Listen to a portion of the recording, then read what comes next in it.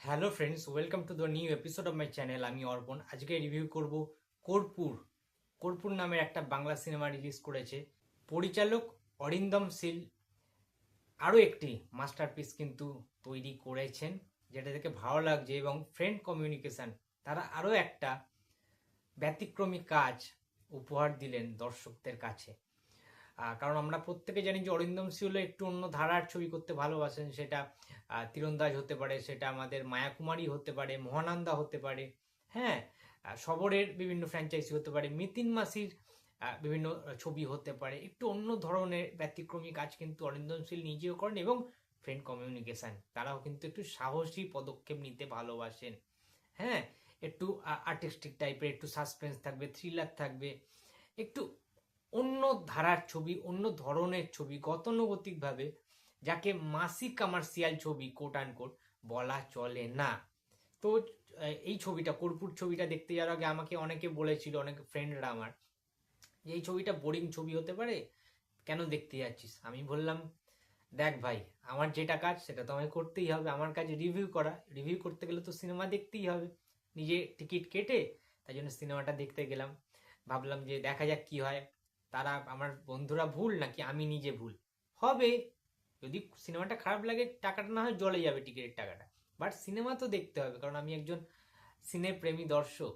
তো যাই হোক, বেশি কথা না বাড়িয়ে শুরু করা যাক। রিভিউটা কেমন লাগলো আমার। দেখো, প্রথম কথা বলে দিই, ছোট্ট করে যদি গল্পটাকে একটু ন্যারো করে আমরা দেখি, তাহলে দেখতে পাবো ঋতুপর্ণা সেনগুপ্তর যে ক্যারেক্টারটা, অর্থাৎ যার নাম মৌসুমী সেন, সেই ক্যারেক্টারটা হিরো নাকি ভিলেন সেটা জানতে হলে তো পুরো বইটা অবশ্যই দেখতে হবে। বাট যে ইস্যুটা, যে দোষটা, যে আঙুলটা তার উপরে উঠেছিল অ্যাকচুয়ালি, যে মৌসুমী সেনের যে ক্যারেক্টার ঋতুপর্ণার, সে হচ্ছে ক্যালকাটা ইউনিভার্সিটির যারা যারা স্টুডেন্ট রয়েছে তাদের রেজাল্টগুলোকে, মানে টাকার বিনিময়ে স্টুডেন্টদের কাছ থেকে টাকা নিয়ে ফাস্ট করে দেয়া হয়, মানে বেআইনিভাবে সম্পূর্ণ। সেটা অবশ্যই লিগাল নয়, ঠিক আছে, ইনলিগাল। বেআইনিভাবে কিন্তু সে এই সমস্ত কাজকর্মগুলো করতে থাকে, যেটা একটা অপকর্মই বলা যেতে পারে। এটা তো কোনো ভালো কাজ নয় যে টাকা নিয়ে, ঘুষ নিয়ে তাদেরকে ভালো রেজাল্ট করিয়ে দেওয়া, র্যাঙ্ক ডিক্লেয়ার করা, এবিসিডি যে র্যাঙ্কিং হয়, এই সমস্ত অনৈতিক যে কাজগুলো, এই দুর্নীতিগ্রস্ত কাজগুলো, তার উপরে সেই অভিযোগটা আসে। তারপরে সাডেনলি দেখা যায় মৌসুমী সেনের সেই ক্যারেক্টার ঋতুপর্ণা সেনগুপ্ত, সে হঠাৎ না, মানে উধাও হয়ে যায়, কর্পূরের মতো উবে যায় কোথায়, খুঁজে পাওয়া যায় না, মিসিং হয়ে যায় সেই ক্যারেক্টারটা। তারপর থেকে শুরু হয় তদন্ত। কেস লড়েন আমাদের গৌতম ভট্টাচার্যের কন্যা সন্তান, মেয়ে, অর্থাৎ লাহমা ভট্টাচার্য এবং অর্পণ ঘোষালের যে ক্যারেক্টারটা, ঠিক আছে। লাহমার চরিত্রের নাম হয় এই সিনেমাতে রিয়া, এবং অর্পণদার নাম হয় এই সিনেমাতে যথাক্রমে অনুপম রায়। তারা এই কেসটা মানে সলভ করার জন্য উঠে পড়ে লাগে। এবারে ঘটনা হচ্ছে 20 বছর একটা আগের এটা কিন্তু কেস, ঠিক আছে। এতদিন পরে আবার এটাকে, কেসটাকে নতুন করে রিভাইভ করা হচ্ছে, নতুন করে কেসটাকে সলভ করার জন্য একটা চেষ্টা চলছে। এবং এইটার শেষ অবধি দেখতে হবে তোমাদেরকে, তারপর তোমরা জানতে পারবে অ্যাকচুয়ালি যে কেসটা সলভ কিভাবে হলো, এর পেছনে কি কারণ রয়েছে, কারা কারা জড়িত, ঠিক আছে। এই পুরো জিনিসটা তোমরা জানতে পারবে, তার জন্য তোমাদের পুরো ছবিটা অবশ্যই দেখতে হবে। আমি তো আর ছবিটার স্পয়লার দিতে পারি না প্রত্যেকটা জিনিস। বাট নেগেটিভ এবং পজিটিভ দিক আমার কেমন লেগেছে, কি কি লেগেছে, কি কি দিকগুলো দেখো। প্রথম কথা বলে দিই, এই ধরনের এই থ্রিলিং ছবিতে সাসপেন্স থাকে যে সমস্ত ছবিতে, এই ছবিগুলোকে তোমরা ঝাঁ চকচকে লায়লাপ্পা ছবি কিন্তু বলতে পারবে না। যারা ফুল অফ এন্টারটেনমেন্টের জন্য দেখতে যাচ্ছ, তারা ভাই যেও না এই ছবিটা দেখতে, তোমরা হতাশ হবে, ঠিক আছে। এই ছবিটা প্রথমত খুব জটিল নয়, তোমরা বুঝতে পারবে যারা একটু থ্রিলিং ছবি, সাসপেন্স ছবি, এই ধরনের ছবি ভালোবাসো, ঠিক আছে, যে একটু আম, তদন্ত হবে, এই এই টাইপের ছবি, যে কেস সলভের যে বিষয়পত্রগুলো একটু ওই রকম একটা ফিল থাকবে, তাদের তো খুবই ভালো লাগবে। এই ছবিতে যে কালার প্যালেটটা ইউজ করা হয়েছে, একটু ব্ল্যাক অ্যান্ড হোয়াইট টাইপের, একটু যে রেডিশ যে ফিলটা দেওয়া হয়েছে, সেটা এই ছবির সাথে, গল্পের সাথে যায়। অতিরিক্ত অতিরঞ্জিত করে কালারফুল করা হয়নি ছবিটা, তাহলে কিন্তু ছবিটার গল্পের সাথে সেটা সামঞ্জস্যটা রাখতে পারতো না। এটা একটা খুব পজিটিভ দিক। এখানে অরিন্দম শীলের ছোট ক্যামিও রয়েছে, ঠিক আছে, অবশ্যই তার শর্ট ক্যারেক্টার, বাট হ্যাঁ, তারও কিন্তু কিছু কিছু জায়গা তোমরা দেখতে পাবে। বাট সাহেব চ্যাটার্জিকে আবারও দেখতে পেল। ঋতুপর্ণার সাথে যুগলবন্দী খুব ভালো লাগে। সাহেব চ্যাটার্জিকে একটা রাজনৈতিক দলের একজন মানে সাহেব আমাদের সাহেব চ্যাটার্জি এবং কুণাল ঘোষ এই দুজনের কথাই বলবো। তারা দুটো আলাদা আলাদা ডিফারেন্ট রাজনৈতিক দলের হয়ে আর কি মানে ভোটে দাঁড়াচ্ছেন, লড়ছেন। তাদের এরকম দুটো ক্যারেক্টার দেওয়া হয়েছে। তাদের যথেষ্ট ইম্পর্টেন্ট রয়েছে, বুদ্ধিমত্তার তাদের খেলা রয়েছে, সেখানে তাদের বিভিন্ন রকম রাজনৈতিক মতাদর্শ রয়েছে। হ্যাঁ, সেই জিনিসগুলো তো রয়েছে এবং এইটার সাথে তাদের কিভাবে তারা জড়িত। ঠিক আছে, ঋতুপর্ণার সাথে কিন্তু সাহেব চ্যাটার্জির যে ফ্রেন্ডশিপ সেটাও কিন্তু এখানে উঠে আসবে। তাদেরও একটা টাইমে খুব ভালো বন্ধু ছিল সাহেব চ্যাটার্জির, ঋতুপর্ণা সিং এর যে ক্যারেক্টারটা আর কি, সরি মৌসুমী সেনের যে ক্যারেক্টারটা। এবং এখানে দুজনের মনস্তাত্ত্বিক একটা ব্যাপার ঘটবে এবং ব্রাত্য বসুর যে ক্যারেক্টারটা, একটা ডায়লগ রয়েছে পার্টিকুলার, সেটা খুব ভালো লাগবে। সে কিন্তু অ্যাকচুয়ালি পুলিশ, ঠিক আছে। তো উর্দিটা সে খুলে দিয়েছে অনেক দিন আগে, কিন্তু সে যখন ওই ডায়লগটা দেবে যে উর্দিটা আমি খুলে দিয়েছি, আমার যে ইউনিফর্মটা, পুলিশ ইউনিফর্মটা, কিন্তু উর্দিটা আমায় ছাড়েনি।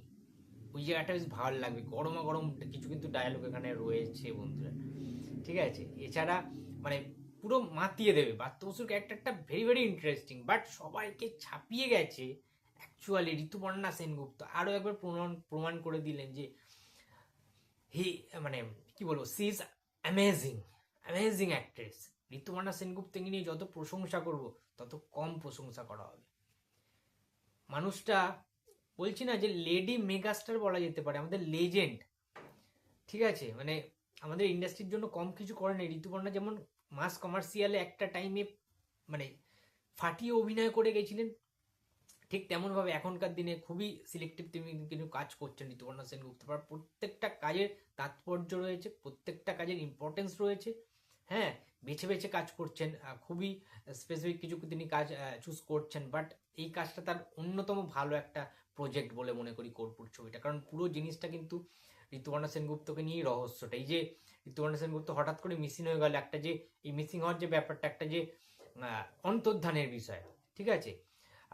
এই জিনিসটা না খুব ভালো মানে সাবজেক্টটা চুজ করা হয়েছে প্রথমত, ঠিক আছে। এই ঘটনাটা টান টান উত্তেজনাময় কিন্তু ব্যাপার রয়েছে, কোনো টাইমে বোরিং ফিল করবে না। 2 ঘন্টা 20 থেকে 25 মিনিটের মতো ডিউরেশন রয়েছে এই সিনেমাটার, কর্পূর সিনেমাটা। বাট হ্যাঁ, কোনো একটা মানুষকে ঘিরে এত বড় একটা অভিযোগ, হ্যাঁ, এবং সে তারপরে মিসিং হয়ে যাচ্ছে, তারপরে সেই কেসটা সলভ করছেন লাহমা এবং অর্পণের যে ক্যারেক্টারটা, অর্পণ ঘোষালের। এই পুরো বিষয়টা, তাদেরও ক্যারেক্টার খুবই স্ট্রং, খুবই ভালো। তারা যেখানে এখানে স্পেস পেয়েছে, যথেষ্ট তাদেরকে দেখানো হয়েছে, স্পেস দেওয়া হয়েছে।